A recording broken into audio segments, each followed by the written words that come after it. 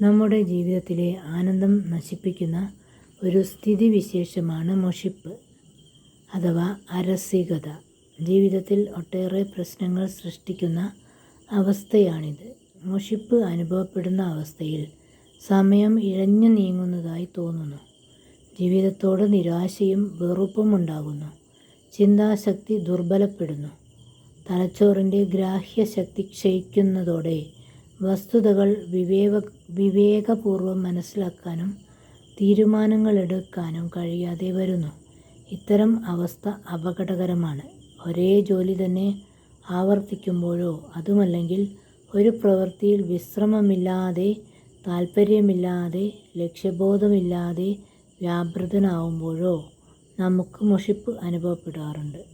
അത്തരം സന്ദർഭങ്ങളിൽ മുഷിപ്പെന്ന ദുരവസ്ഥയിൽ നിന്നും മോചിതരാകാൻ ഉല്ലാസത്തിനും വിനോദത്തിനുമൊക്കെയായി നാം സമയം കണ്ടെത്തണം. ചെയ്യുന്ന ഏതൊരു പ്രവൃത്തിക്കും ലക്ഷ്യബോധമുണ്ടെങ്കിൽ മുഷിപ്പ് തോന്നൽ എന്ന അവസ്ഥ പാടെ ഒഴിവാക്കാവുന്നതാണ്. മുഷിപ്പന്മാർ 2 മിനിറ്റ് പറയേണ്ട കാര്യം 2 മണിക്കൂർ പറയുന്നു.